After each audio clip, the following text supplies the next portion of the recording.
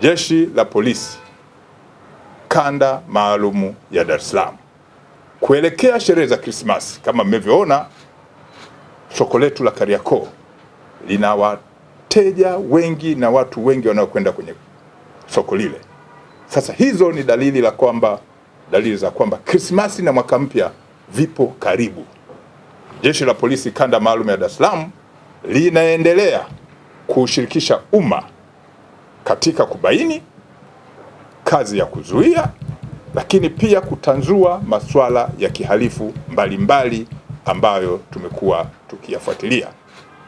Jeshi hili litazishirikisha pia nyumba za ibada.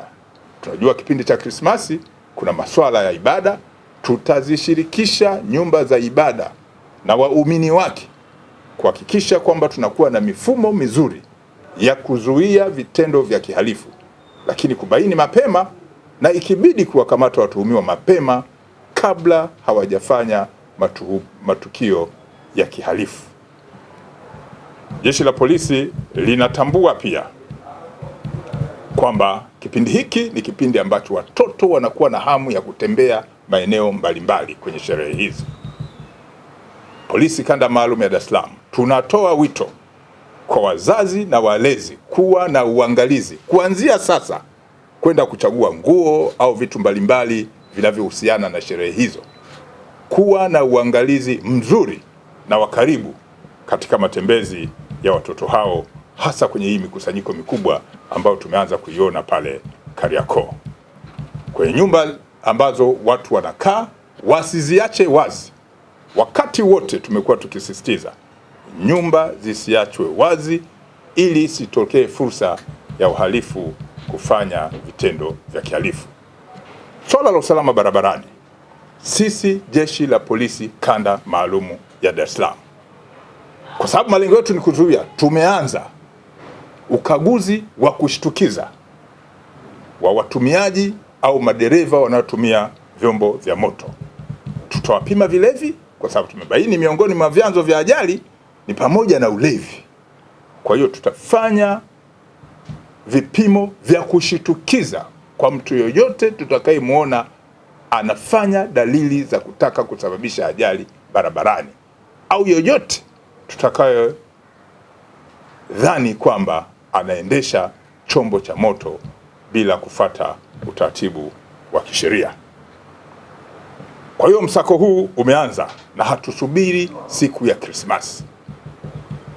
Polisi inaendelea kutoa wito kwa watumiaji wengine wa barabara ambao sio wa vyombo vya moto kuzingatia sheria za barabarani.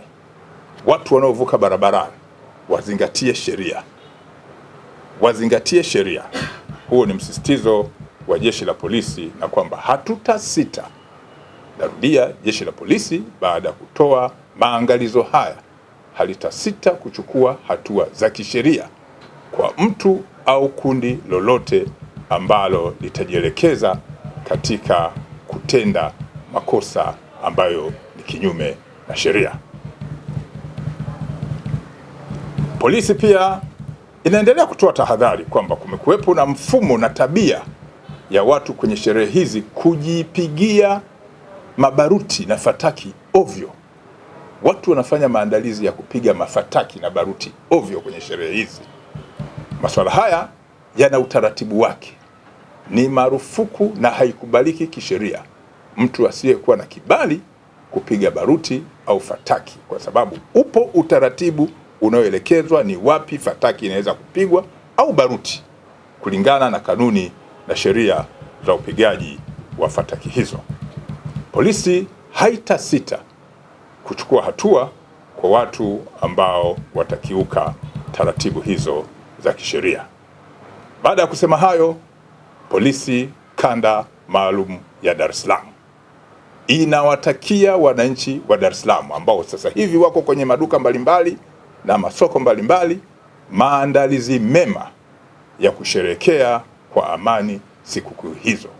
Na jeshi kwa kushirikiana na wadau wengine wa masuala ya kiusalama watahakikisha usalama wetu unazidi kuimarika kwenye jiji letu, na tutaendelea kushirikiana na wananchi wote wema kuona kwamba jiji letu linaendelea kuwa salama kama ambavyo sheria sisi zinatutaka watu wawe salama pamoja na mali zao. Salama kwa ujumla katika jiji letu la Dar es Salaam ni nzuri na wananchi wanaendelea na shughuli zao vizuri kama kawaida. Hata hivyo, pamoja na mambo mengine, huu mwezi Oktoba mpaka Novemba, ukiachana na mambo mengine, masuala ya msingi ya kushughulika na wahalifu katika mifumo ya kihalifu iliendelea, na mwezi Oktoba hadi Novemba, Jeshi la Polisi kwenye sehemu za mashauri yaliyofikishwa kwenye ofisi ya mashtaka, lakini baadaye mahakamani, kumekuwepo na mafanikio yaliyowezesha baadhi ya watuhumiwa waliopelekwa kwenye vyombo hivyo vya kisheria kusomewa mashtaka, lakini baadaye wakapatikana na hatia, na watuhumiwa hawa walikamatwa katika muda tofauti tofauti ya mwaka huu na mwaka jana, ambapo mashauri yao yalifika mwisho. Sehemu kubwa ya makosa yaliyofikishwa kwenye vyombo hivyo ni makosa yanayohusiana na masuala ya ukatili dhidi ya wanawake na watoto.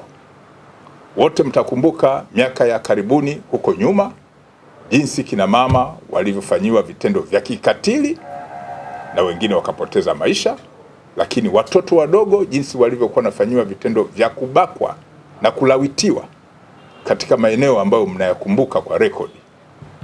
Mashauri yale baadhi yake yamefika mwisho, na baada ya kufikishwa kwenye mahakama za kisheria, watuhumiwa walipatikana na hatia.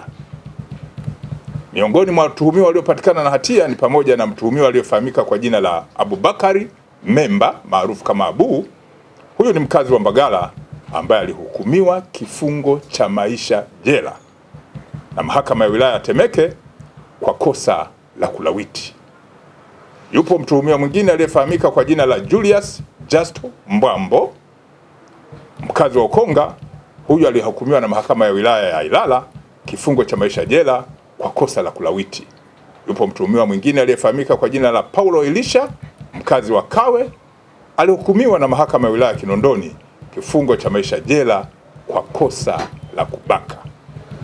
Yupo mtuhumiwa mwingine alifahamika kwa jina la Eric Mwagama, mkazi wa Kimara, alihukumiwa na mahakama ya Ubungo kifungo cha maisha jela kwa kosa la kulawiti.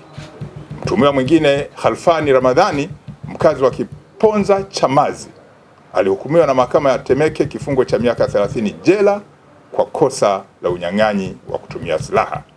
Lakini wapo watuhumiwa wengine waliofahamika kwa majina ya Jackson Twemwesige na Abraham Hassan Mkwawa. Hawa ni wakazi wa Ukonga, walihukumiwa na mahakama ya wilaya ya Ilala kifungo cha miaka 20 jela kwa kosa la kupatikana na nyara za serikali.